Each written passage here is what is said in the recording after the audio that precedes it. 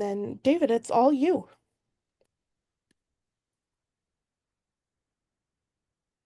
Okay, well, I think we are off. We're running. Yeah, Um, we're good to go. so thank you very much for inviting me to come in. This is a subject that I'm quite passionate about and have taken it into lots of different worlds. And basically, when you really get down to it, it's about horse welfare, which is such a huge part of all of our worlds. But it's also understanding from inside the industry and outside the industry where we are. So coming from the outside of the industry, it's very important to understand other people's opinions. And I will give you just some numbers right off the bat. Like the highest number of horses that we had here in the United States that we know of in the 20s was about 23 million horses. And then through, the mechanization and change of farming and transportation and everything, the number went all the way down to 3 million by 1960. And it has now climbed up to about anywhere. There's kind of contradictory numbers between 6.5 and 7.5 million horses in here now. So the species is actually growing and thriving. And I feel that in the end, and have pushed that it's because of sport, racing and sport, and the recreational side. So people are very interested in horses, but suddenly with there's about 39 million people that are interested in seeing or being a part of some type of horse activity during the year. So with a country that has about 374 million people, and it's about, roughly, just on the other side, 10–11% of the population is actually, interested in horses in some ways, which actually at some point means 90% isn't. And so how do you make sure that the 90% who are influenced a lot by this wonderful little technology thingy here can happen, social media and telephones and images, when they step into our world, how do they understand it? Because they, 80 years ago, everybody would have seen a horse every day in some form, right? In, farming or transportation, or delivered your beer in town, or your groceries, or transportation. And now you will have a huge amount of section of the society that doesn't see horses at all. So when they do that and they have an image or have a thought process that comes from other people, where are we with that, and how do we react to it, and how do we make sure that the thought process that we have? And so this is actually, we can go on to the next slide. So this is actually this idea about the social license. The social license is basically the public acceptance of your activity. And with that, the concept is that what they want to know is that an organization is taking horse welfare seriously. And so organizations that are involved in the governance side or the production side of shows and things like that have a credibility about what they're doing. That is very important. And that then leads to having the ability to have trust that we are engaging in an ethical way with what we're doing, and having a horse's thought process in the first place, which is a concept that has changed and evolved over the years. And that pathway then goes on to this, quote unquote, social license, which is an unwritten thing from the public's point of view about the acceptance of your world. And the people have missed that. And there are groups that have missed that. And there are groups that have ignored it to their own peril. Okay, we can go on next. So this is that idea of social license to operate, the unwritten social contract. It actually didn't come out of horses. It actually came out from mining and logging.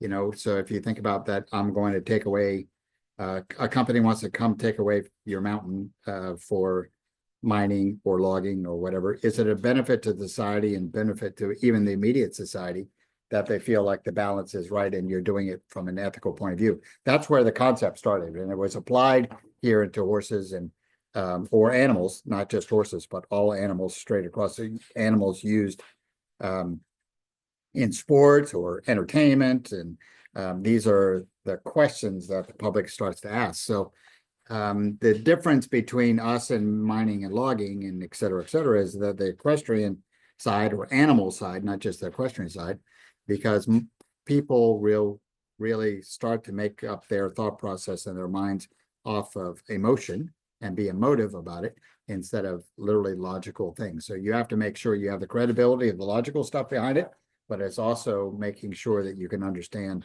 the stories that you're telling and why we do it and how do we do it. And that has to be a big part of it because it's an emotional, it can be a very emotional decisions that people are making. Okay. You can go on. So the risk of a loss is they're coming under the spotlight, and that if you think about other sports, racing, rodeo, horse-drawn carriages is a thing, right? That all come under scrutiny. And the one thing that we really have to understand is that when things happen in one sport or in one aspect of horses, people then that are not in the horse world, outside of that, they just think horse world and they put them all in one basket, right? Because they don't care if it jumps or if they don't jump, or they don't care if they race. I have an example of, I have a USEF jacket that I wore around, and everybody like, that's a really cool jacket. I was at Kroger's at our grocery store, and he said, what do you do? And I'm saying, well, I'm in USEF and horse sports. Well, you don't do racing because that's a horrible sport. So in the end, they really feel like it all goes together. And that's a really big difference, because I actually don't think racing is a horrible sport, but in the end, that translation between sports happens in a heartbeat, and we all get thrown in the same basket. So, and the point about that is that none of us can be in that place where we're in that, well, that we don't do that, so it doesn't affect us. Right. So we don't race, so it doesn't affect us, or we don't do rodeo, so it doesn't affect us. It actually does affect us, because when it happens within one sport, it happens actually in all sports, because the public doesn't distinguish between the individual disciplines. They just look at horses being used in sport as an entity. Okay. So, these are just examples that have happened in racing that has gone on. If everybody remembers what has happened in Santa Anita over the last number of years, several years ago, or when I was part of the American Horse Council, it was the 8 Bells time where that horse broke down and catastrophically broke down. So that was it's a very emotional part of, and what is racing had to go on and do. So by not really addressing it, even when I was there, they were very interested, because I was an event person, and how we were dealing with social license in our own way in infancy of it. But racing is now controlled by Congress. And so Congress had to come in and say, all right, this is what you're going to do, which means, state drug rules and on and on and on. But because they wouldn't deal with it themselves, an outside entity, the U.S. Congress, for all of, where we are with U.S. Congress, and in the end, it's a bunch of people that actually don't know what they're talking about. And they're all going to be educated by people that are coming through.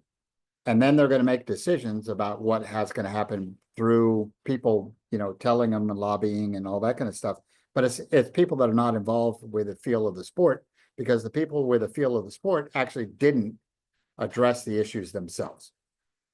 And this is what we want to try to avoid in every aspect that we have, is to make sure that we self-regulate ourselves and realize the outside opinions, take care of the outside opinions, know the outside opinions, so that we can, put ourselves forward in the best light for the right reasons, from an ethical point of view, so that we're actually not getting to the place where an outside industry or an outside group comes in, puts the regulations down. This is what every organization has got to put in the forefront of their mind. Okay, I think we go on. So these are just examples. Everybody knows about the pentathlon one that happened, went viral literally within, like 45 minutes. Now pentathlon with an inappropriate action that a coach had. Now horses are not part of the pentathlon anymore. The last one was in Paris. They will not be part of equestrian sport or part of pentathlon. Equestrian side of it will not be part of pentathlon anywhere near the future. They have, I think they're doing an obstacle course at the end. But it is something that very, very quickly and very clearly that it changed that sport, but it also those of us that work very strongly in the FEI or even the US, right? We got blamed for it, and we don't even have anything. We have no regulation over it, but we all got blamed for it. Why aren't you controlling it? And it was something that was completely out of our control, rightfully or wrongfully. But we had no regulation control over that at all, and you still got in trouble for it anyway, because again, what happens in one sport happens in another sport. Okay, we go on. So that sport was actually taken out. So these are just more examples and articles. There's a lot of research and knowledge about it out there, and I do encourage everybody to Google equine welfare and social license, or social license and equine welfare. You will find a lot of really, really good articles, and they're changing now to be more scientific as the newer science, I would say, in the last 20 years of equine behaviorists in the scientific world and in the university world is having an effect, as which we'll talk about here in the future. And what it does, I think, besides give us some justification and thought process about what we do, it also gives us a way to talk about it. Be able to talk about it in public, be able to explain in a way that has some science behind it of the benefits of what the human and equine interaction is, whether you're going to use it in sport or whether you're going to use it just for recreation. So there's a bunch of articles out there. I do encourage everybody to go out and do some research out there. It is I'm lucky in the job that I have that I get to do a lot of research, and so reading a lot of these papers and thought processes is actually quite informative, and it kind of expands what you're thinking about. Okay.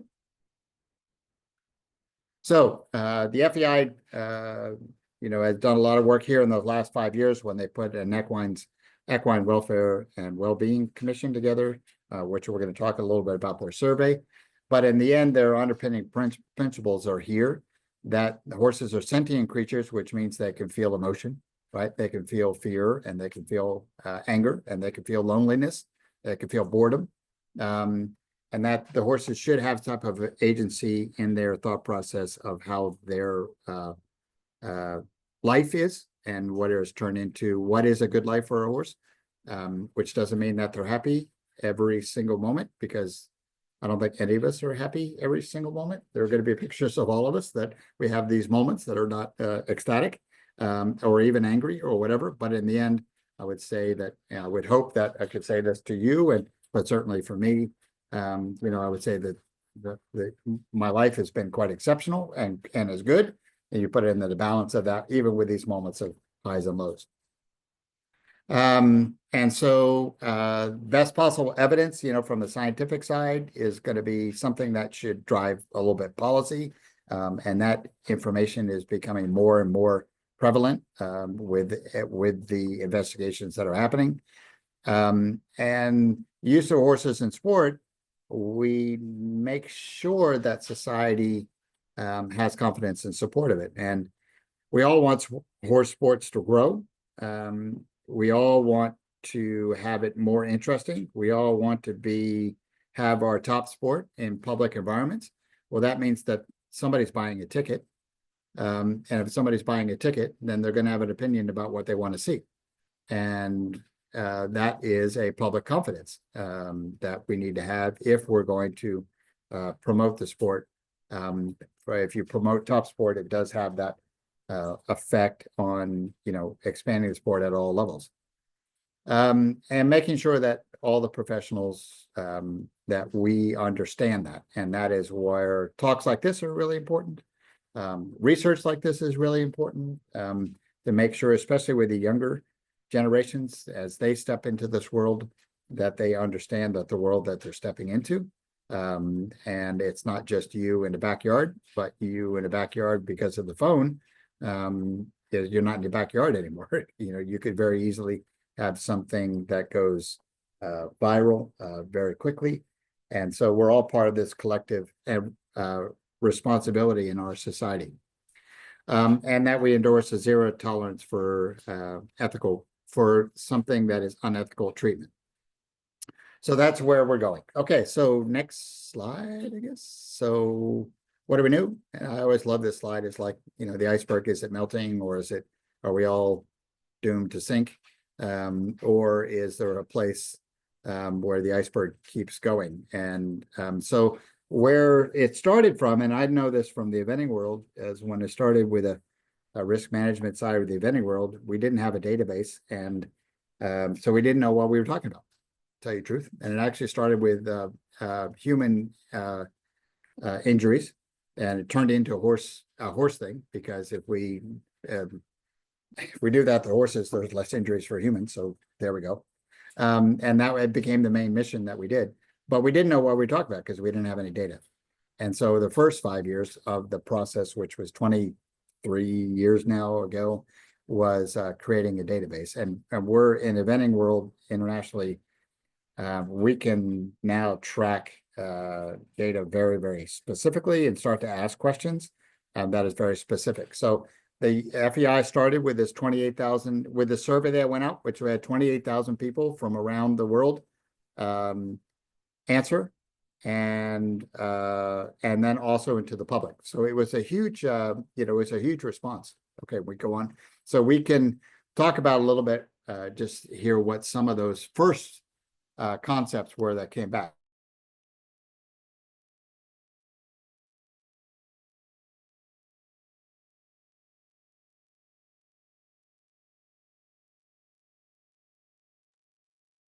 David has frozen, so hang tight. And we'll wait till we get him back.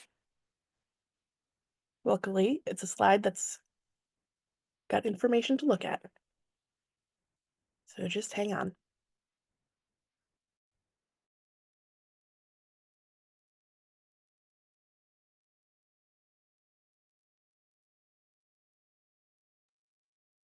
My guess is if he's frozen this long, he may need to relog back in. So we might have a couple of minutes here. I'll just take a moment and thank everyone for joining.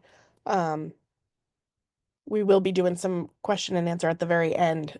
So if you do want to submit questions in the chat, he wants to get through his presentation, and then he'll go ahead and address questions at the end. Yes, I'm glad we had to pause on a slide that gives you something to read.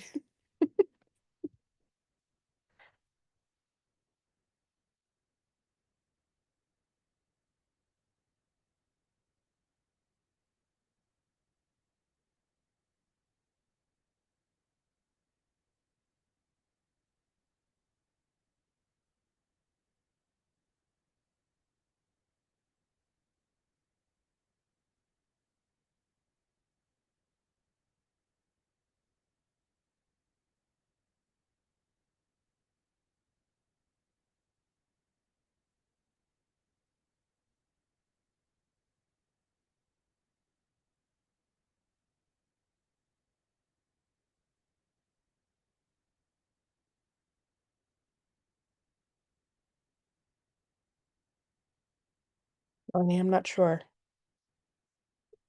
getting involved in comment section is ever going to be productive. Here we go.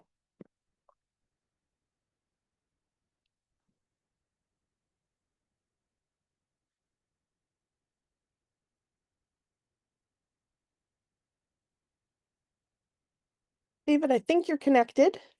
I think we just need to unmute you.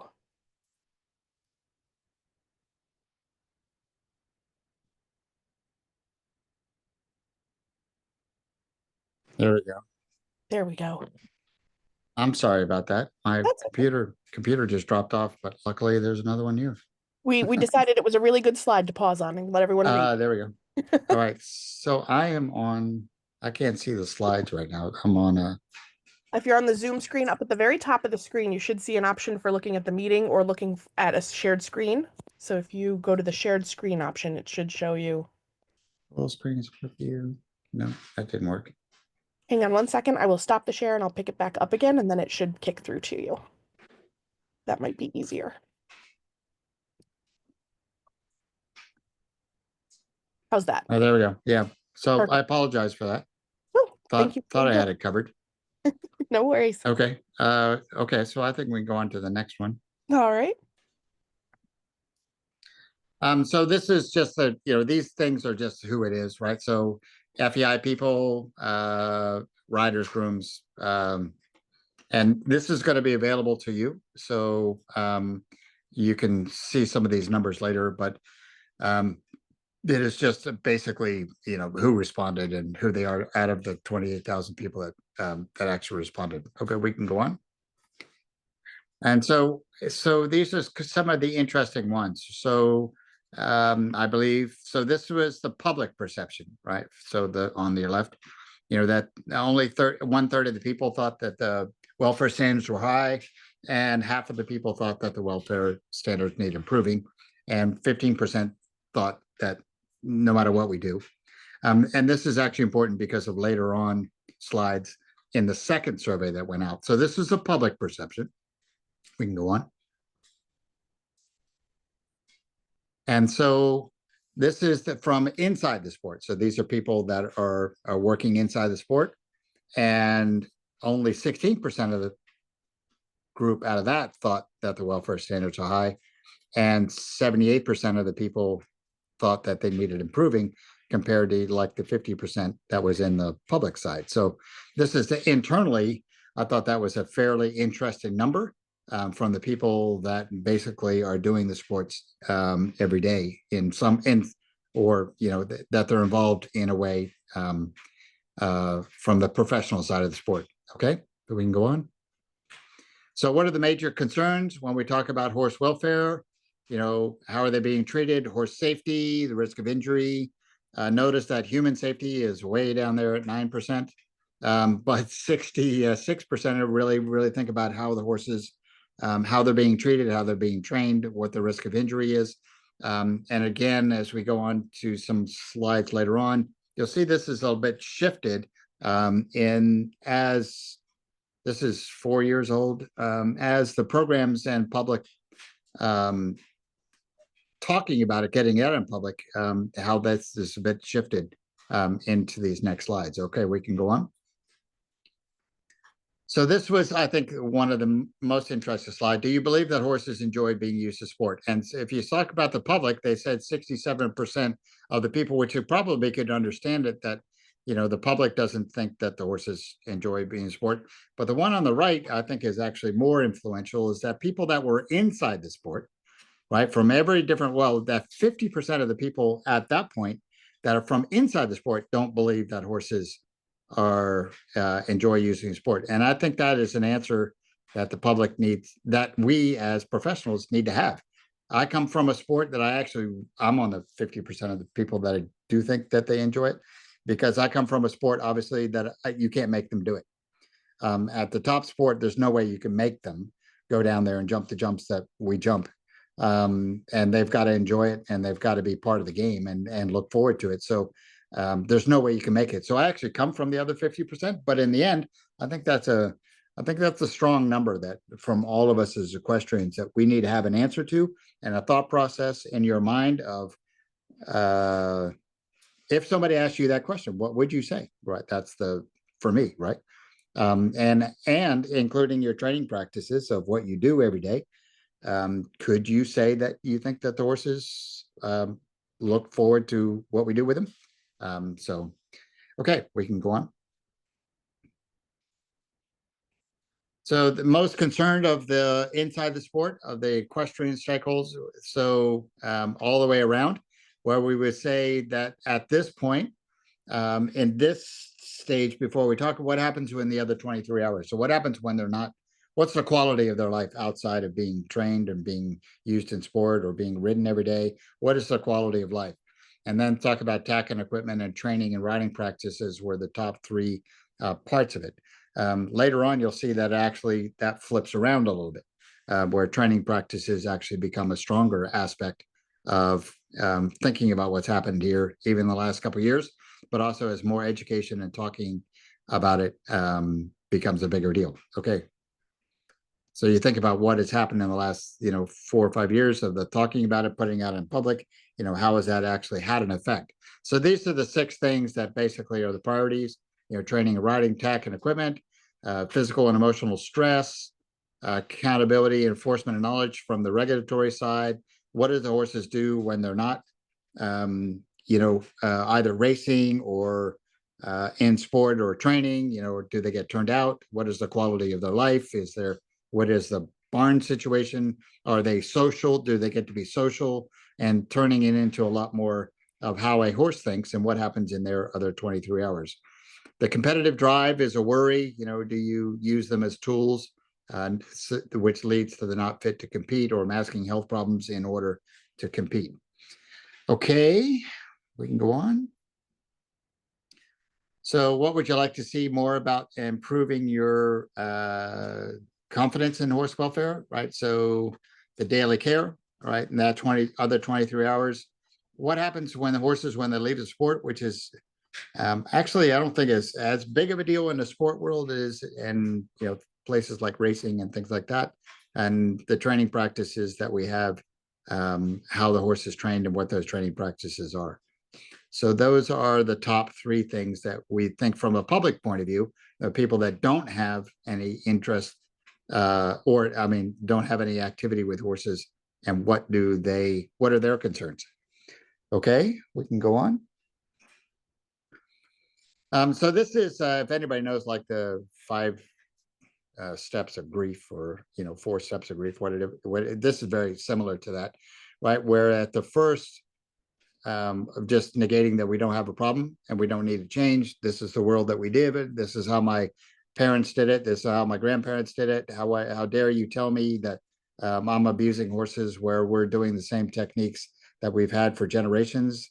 That's an immediate effect that a lot of people have, in different, it's stronger in certain disciplines than others, but is a true thing where you deny that there's an issue. And so then with that, then there's no change. And if you think about industries that have done that, we all grew up, or many of us grew up with, circuses that had animals in them, and now circuses don't have animals in them. We have the elephants and the lions and the tigers and the bears, oh my, but they don't, that's not part of the world that we have. Greyhound racing is now illegal in 48 states, I think it is, or 46 states here, because of the public perception of where greyhound racing, and so now it's illegal. Racing has been, taken over by Congress, which is, had a huge effect. Basically ends up having a positive effect on them, but it was a huge process. So, and then you think about marine animals, SeaWorld, and how that has changed.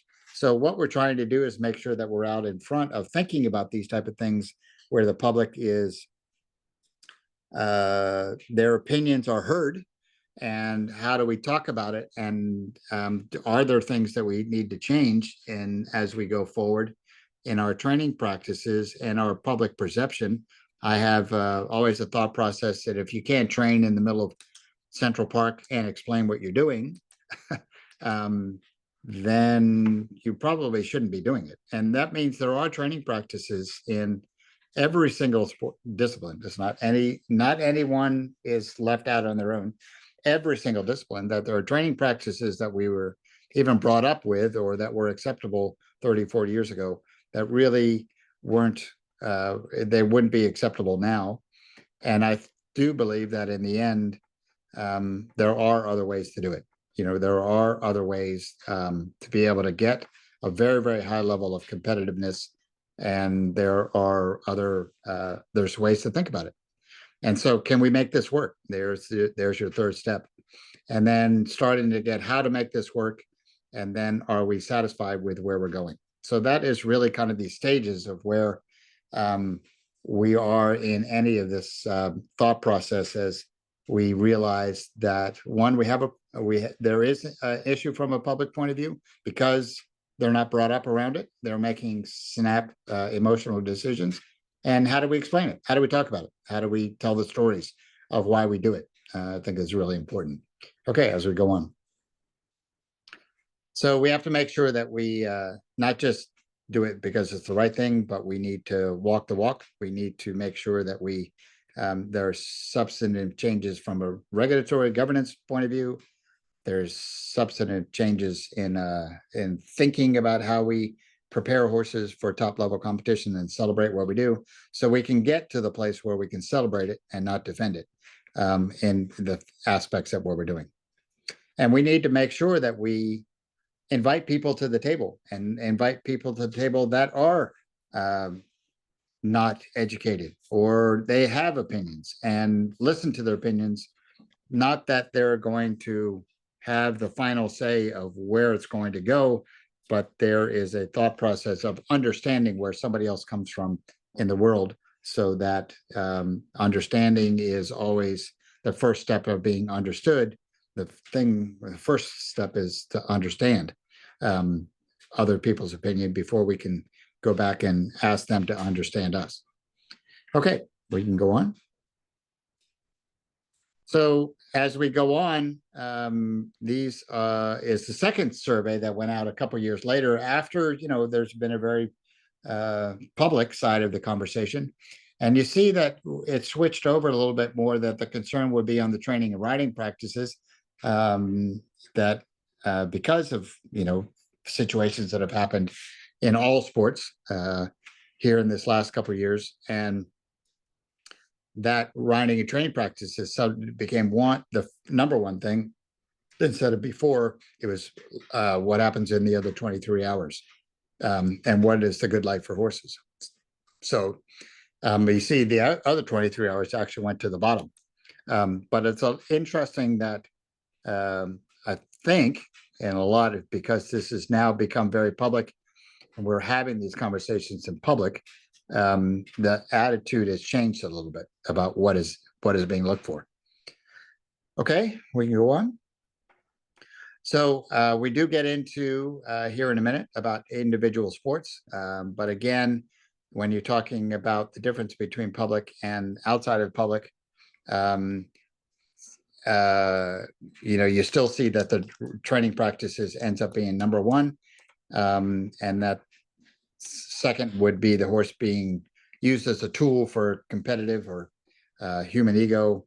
And then we get into the emotional physical stress, which is anywhere from, you see that the FEI or the people internal is a little higher than the people that are not internal. So these are just interesting aspects, not, I think we just have to hear them and understand them, much more than saying, well, they don't know what they're talking about, which is always the worst thing. Ignorance doesn't solve the problem. Okay, we'll go on to the next. So again, it keeps going. So your discipline, right? Where we talked about jumping, which is the blue, dressage, the orange, and eventing is the gray. We talk about training and riding practices. You would have to put in these very public things that have happened here in the last 2 years, where this has an effect on some of these things, and it flips around a little bit on each one of the different disciplines. Again, thinking blue is jumping and orange is dressage and gray is eventing. And when we talk about eventing, when they talk about the injury side and horsemanship side, it's just interesting to see how the different disciplines are viewed. Where eventing in the other 23 hours is actually at the highest level, about which it really kind of interesting with horsemanship and that side is, I would put those things together and to see what the disparity is. So again, it's not really a judgment thing. It's just, okay, well, it is what it is, right? This is what people inside the sport or outside the sport are saying. So how do you hear this? Okay, go on. We can go on. That'd be great, please. So do you agree with the horses can live a good life when involved in sports? And so, there's a higher number now that people agree that it can happen. Um, and there's all the way down to the bottom where they say there's no way. But I think the quality of life is something that we've actually talked about and put it as a priority. Like that example of myself being in a sport, there's no way you can make them do it. So in the end, they have to enjoy it in order to be able to do it? Okay. And so do we think we're making a difference? And that's a fairly interesting side, is that from a governance point, they don't think it's going to make a difference. And from a small point of view, or if we are strong from a governance point of view, that it has the possibility of making a difference. And the more that we put it out in public and the more that we talk about it from every aspect, then what we're really trying to do is think about changing cultures, and cultures take a while. They take a long while, to tell you the truth, having been through it. And so changing cultures is a very, very important, and there's a step-by-step process. But it's nice to see that if we travel this road, that people do think that it can make a difference for the quality of the horses in sport and even outside sport. Okay. So this is just a statement from the World Horse Welfare, which is driving a lot of things around the world. World Horse Welfare deals with equids, around the world, which includes donkeys and mules and things like that everywhere around the world. But they've been a driver of horse welfare for a long time. And we just have to make sure that we're not just talking about it, but does it get down into the barns? Does it get down into every aspect of what we do, to make sure that we're not just talking the talk, but we're walking the walk too. So, and that's the change of culture side, which we all know that takes a while. And there are disciplines that are more progressive than others, and there are people that are more progressive than others. But you're just trying to bring everybody along at their different places, as long as we keep walking walking forward and keep stepping forward. So that's kind of where we are. Okay. I think that is the end of the very quick presentation with a little pause, which I apologize for. Do we have questions in the chat room of things? We do have a few. I want to start back up, actually, more content relevant, actually. The most recent chat message talks about how it's interesting how even between disciplines, horse welfare and a professional standpoint can be questioned. How could the more physically demanding disciplines in both English and Western show circuits showcase their priority with horse welfare visible to public eye when negative stories are typically displayed by press and media? Yeah, I mean, that's a very, very hard thing, because the press is always going to go with negative first, right? We watch that every day in our world, right? They love negative because that's what people end up paying attention to. So do we have, do we have the backstories? And do we explain well enough, which I don't think we do? Do we all explain well enough why we do it, or why we got into it, why we do it, what our relationship is with the horses? And that emotional bond, I keep saying, and I'm a full believer, 100% believer in this, is that I do think that in the end, that in the putting those numbers out at the beginning is proven in some ways that humans are good for horses, right? That we take care of the horses, and the species is thriving beyond it. I think one of the stories that we don't tell enough, and this is my personal belief, is that as much as humans are good for horses, horses are good for humans, for what they do for us. And I think that is the emotional connection that we need to find a way to explain better, and not use our horse terms to ourselves, because we're not trying to sell it to, we're not trying to put it out to ourselves. But how can we explain this very unusual connection that we have with horses, and how can we say that in a public world, that they don't think that you're just absolutely, bonkers. So I think that is the thing that we all need to study and we all need to be better at, and to tell those stories of that huge emotional bond that we have and why we do it. And that, the horses are as good for us as we are for them. And I think that is a huge part of the process that we're going through, because we do not talk about it well enough. I mean, we don't have the phrases, we don't have the words, we don't have and we need to study what those words, what those stories that we all feel personally, and what those stories are, and how do we get those across. That's a view that we have to go down. So you have these bank of very, very good good stories, true stories. I mean, you're not lying. They're true stories that ends up being the bank of when something happens that is on the negative side. There's this, bank of positive stories behind it, like in any other sport. I don't. At that point, you're not just talking about horses. It's any sport. If I can add also, sir, following your conversation, your presentation of this at convention, I facilitated some roundtable discussions on the same topic, and there were a couple of really good ideas from local barns who had, anytime they did an event, they made a point of inviting the local media and having an assigned person to facilitate actual interviews with the athletes and meeting the horses and Yeah, meeting veterinarians and all of that stuff to try to kind of get a more um, local view behind the curtain, so to speak. yeah. And open barns are huge. Right. I mean, the open barns, right? I mean, is anybody I know that from our point of view is like anybody wants to come and watch us train any day, anywhere, fine, great, come on. Yeah. And not try to say no, put that behind any type of wall. Yeah, lots of questions coming in. So I know there's some before, and I'll go back, but I just want to keep moving. Someone had heard or read recently, she can't recall where, only a federal government licensed veterinarian will inspect horses at shows moving forward, and if so, will this be for all shows? Have you heard about that Yeah. related to this? Well, it's different. Racing does it. It's very, very difficult in our world because we don't control the environment. A lot of us ship in, right? We trailer in to do a show. So how does somebody do that? You can, when you have a closed barn, which let's say upper level FEI competitions and all that kind of stuff. Yes, you can do that because you control the environment.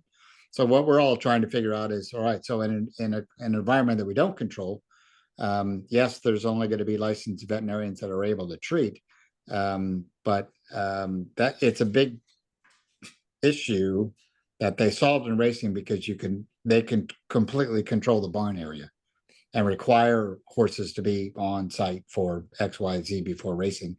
Where a lot of us in local shows, we ship in and we ship out. So, and then that's a true puzzle to solve. It's not we don't have that answer right now. It's the same thing with licensing or accreditation of coaches or trainers or whatever. It's just a little bit the same thing.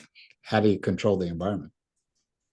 It's not impossible down the road, but I do think it's a puzzle that we're all trying to work through. Mm. There's a mention of Dewey Freeman having some excellent insights on how horses are good for us, a therapist and a horseman. Question, what are your thoughts on how we can help the public understand horses in a world of increasing urbanization? Where I live, farms are disappearing and turning into subdivisions. Sure. And I think that the big thing is that touch and that emotional touch that we have about putting horses out there. Again, the open barn side of the more that we can get people around horses, and all of us having the ability to talk about it in a way that the public can understand, and not just talking horseman to horseman where we already get it. But you're trying to get that thought process out there. And I know I've done a lot of public things with my horses over the years. The emotional attachment that people get to horses in a heart, very quickly, as long as we can present it in a way. You even saw the Snoop Dogg, you got the, Martha and Snoop Dogg at the Olympic Games. It was ended up being emotional. And Snoop Dogg is actually scared of horses, which he showed, which actually was very funny. And he actually thought it was funny, where she wasn't. So I think these type of stories, these type of thought processes is something that is now a responsibility for all of us. It's not just waiting for the big game to show up. Sure.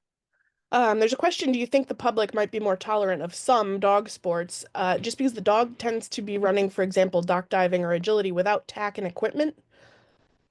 Has that shown in research there? Certainly. I mean, I think the Greyhound racing got in and on the care side. They got in trouble on the care side, much more than the athletic side. And I think that is could be a little bit of part of it.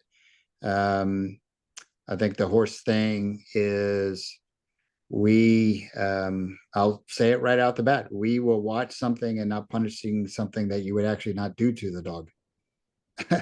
And where if somebody did that, if somebody did some of the things that have happened over the last couple of years, and they did that in a public situation with a dog, and everybody would just like shoot the person right there. We need to have that same type of thought process out in front of us. There's a mention in the chat that Bethany Pastorial has found a way to find some of the words and images through her Instagram, Y Dressage. Sure. There's equine assisted learning, helpful to educate the general public about connection with horses. Um, how do we deal with people or sites like Dressage Hub that can actually bring down the sport from a perspective of internally? Well, I definitely believe so. Out of that 90% that we have, so we got 10% that is really interested. We got, say 90% is interested. You're going to have 10% or 20%, 15% of the side of the society that are never going to be convinced at all, ever. And you talk about anywhere from PETA to wherever. I mean, I do think that a lot of these groups need to be invited to a table to listen, but in the end, they are never going to be convinced. And so, should we spend our effort trying to convince that 15% down at the bottom, or should we work our mainly efforts on the 70% that are in the middle? And I think we're really thinking about that. We got to make sure that we are putting our efforts between that 70%, always knowing that there's going to be 15 or 10% of the population that are never going to agree with it ever. And you can't totally ignore it. But in the end, where the efforts need to go towards is really that 70% in the middle. Here's a great question. What advice do you have for someone operating a local lesson program with, say, non-owner riders to incorporate or teach some of the social license to operate ideals that you yourself use and practice? So incorporating it during teaching time with students in regular lessons. Well, I'm going to go personal belief here, right? And so there's no USC. I think I always are in that place of what do horses teach you, right? And in the end, what do they teach a kid, and what do they teach an adult rider or whatever? And I think one of the biggest things that they teach is empathy, right? So when you talk about empathy or the Atticus principle of being able to walk in somebody else's shoes before so you understand their view, the empathy side of understanding the horse's view and what that does to you is something that I think from a society point of view is very, very beneficial, right? Because you do it with people, you do it with everything else. So I think having that talk about having understand horses, and since we communicate by touch, and we communicate by body language, and we communicate by that side, there's very, very little verbal learning that goes on. So that body language, touch, and realizing where that other being is coming from, I think that's the thing that we need to talk about more, and what that benefit is to society as a whole. Now, that would be a very personal point of view, but it's something that I very, very strongly believe, because I think I always talk about that I was president of the federation because of what I learned in a round pen. I do believe that, right? So that nonverbal communication and empathy thing is something that we should be celebrating, and not putting back as to why you just don't understand because you're not a horse person. I think you can teach that. Thank you. Anything you can tell us about the Horse Protection Act and how the NGB is monitoring the regulation and its impact on not only USEF shows, but down to local level? Yeah, the HBA thing is, it's actually been around since 1974, and it was actually targeted. It is still targeted towards Tennessee walking horses and the soaring practices and the practices that they have. So we don't see that it's going to have an effect on the local shows. but is actually also under suspension. And our new administration that they came in, it is actually on a hold and a suspension for right now as they figure out, because they don't have a way to enforce it. So it's still going to be driven towards that side of what they call the racking horses. Um, and the USEF has stepped up to say, because they've asked for a registry of all shows. So now the individual shows all after whenever the suspension or hold gets lifted, that every show will have to be registered with the USDA. So in the end, the Federation is actually going to do that for all Federation shows. So we're just going to register it for them, so everybody doesn't have to worry about it. But the aspect is still driven towards the racking horse and trotting horse breeds. It's really not going to have an effect on the other side, though technically they have the ability to come in and inspect, but that's not what they're looking for. Interesting. And then as far as like schooling shows and things like that, if you're not a licensed, is that still, are organizers of those events going to need to focus? That's still part of the negotiation of why it got put on hold, because how far do you want to reach down? I mean, they don't have the people to investigate hardly anything. So where is that line? Yeah. That is something, and they're talking about subjective sports, right? So not racing, things like that.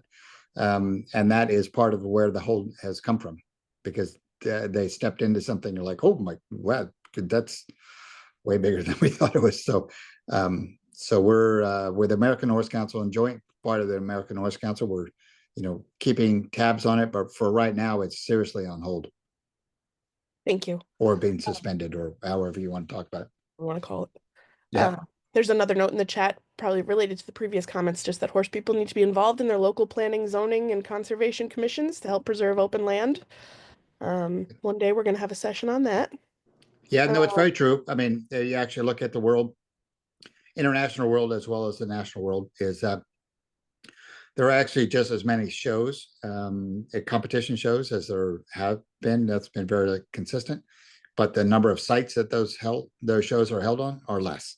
So there's more shows being held at fewer sites. I live on the Kentucky Horse Park, or work at the Kentucky Horse Park, and places are moving more towards that. Then yeah, and that's a realistic thing that the industry has to really, really pay attention to. And what we can do about it, I don't know, with the economic side, just of farmland and et cetera, et cetera. But it's a reality of where we are, because then it has an effect on calendaring and has an effect on a bunch of other things.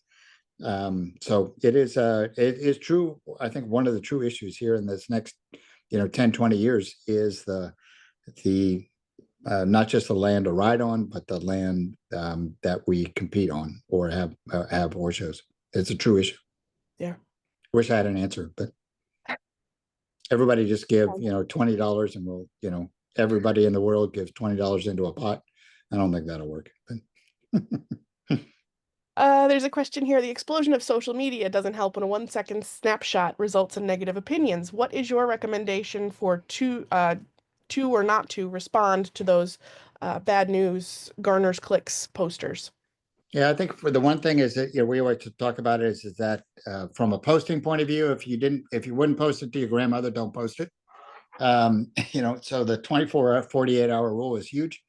But people are, that's not what they think. They want to be anonymously self-important, and so they put a lot of views out there. One of the aspects that we always talk about is the 1 day story, or do you turn it into a 4 day story? So if somebody is posting something that's outrageous and you feel like that it's going to be a 1 day story, that it's not going to go anywhere, then you just don't respond, because there is no response. Especially even to pictures. I mean, pictures are worse, because you can't defend pictures. So I'm not a huge social media player, but thinking about the effect of, are you promoting the story or just letting the story go away a little bit, is that's a decision that everybody has to kind of make. Yeah. Um, Here's a question related to GMOs. How should GMOs deal with the new Horse Protection Act requiring someone to inspect horses for soaring, even at small schooling dressage shows? You just mentioned that's largely Yeah, unheard I of think right that's now. exactly what we just Yes. talked about, right? Yeah. It's under suspension right now. And with the the unsanctioned, unrecognized shows, that is something that they hadn't really thought about at that point. So that's what they're trying to figure out what they do. And again, it's the same thing when you get a group like US Congress to come in and walk in, you're like, that's a bunch of people that suddenly don't know what to talk about. It sounds like a great theoretical idea, but then you go into practicality, and there's no way. One, they're not looking for us. I will say, I will put that. But in the end, it is there. They would have the right. They just don't have the ability.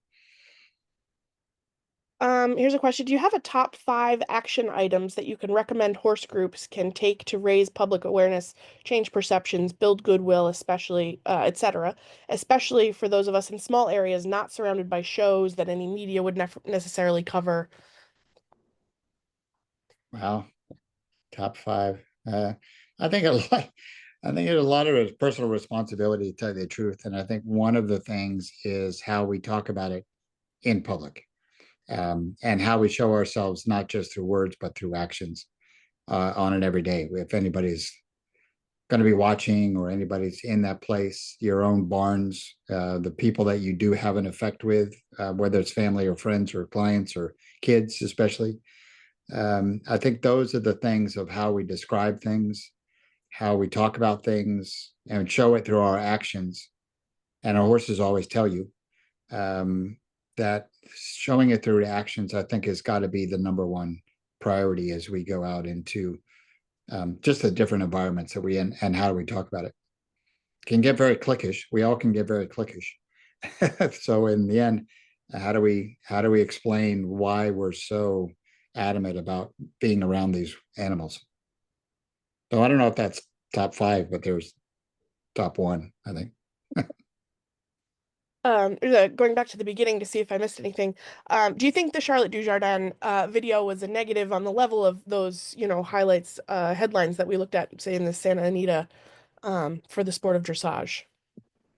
It had a huge effect. I think it was dealt with quite well. There was I thought she handled it well because she took herself out of the game. She's 3 weeks away from the Olympic Games, right? And took herself out, put herself basically on a self suspension, and then they get a temporary suspension, and then there was a judicial process of, having a longer term suspension. So I think the governance side was appropriate. I thought her reaction was totally right. I mean, I know her, and I know that program. It's not, normal of who I would think she is, nor Carl, in that program. But it is what it is because it was there and it was inappropriate, and she dealt with it right. And I think the governance dealt with it right, and there are ones that are coming down, uh, the pike, that are the same way, that are worse. And I hope that those judgments, and there's always going to have to be that judgment. That's the governance side, and the governance. I know from the USEF, we've changed a lot of the rules so that we can deal with that ourselves instead of just waiting for the international governing body to do it. And if we're and we have to be adamant when somebody does cross the line. We have to put our, money where the mouth is. And so, and knowing Charlotte as I do, is so unfortunate. She's a very nice person. She's a very, very good, kind, and soft horse trainer, to tell you the truth. But whatever happened, happened. And I thought she dealt with it well, and I thought the governance group dealt with it, appropriately at that point too. So I know But we're coming up on did it have a negative effect? Yeah, certainly.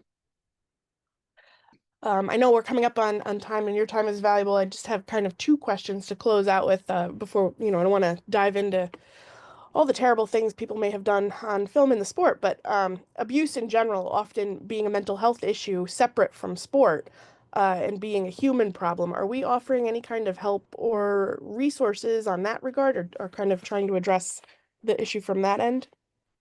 I think we, in our coaching thing, in our coaching programs that we started with the USEF, and what we're trying to do, that yes, from a governance point of view, we talk about the modern day world of coaching and teaching. We're really kind of at the infancy of starting those type of programs, of realizing where empathy lies. I would say that we're just at the infancy of it, to tell you the truth. And I would totally agree that a lot of it is the mental health but I would also put mental health of ambition. I'm a great believer in the line that where violence starts, where knowledge stops. And so the more that we can, which is not my line, it's actually came from Lincoln, but um, the more that we can educate people of having tools and opportunities for understanding how horses work and how they can do that, I think through that education and that toolbox, when that toolbox get bigger, then the emotion stays out of it. Unless if you have somebody that suddenly is in a, more of a crisis, and then, that's a more difficult thing to deal with, and we've seen it in, in different places where there's outside forces that have an effect.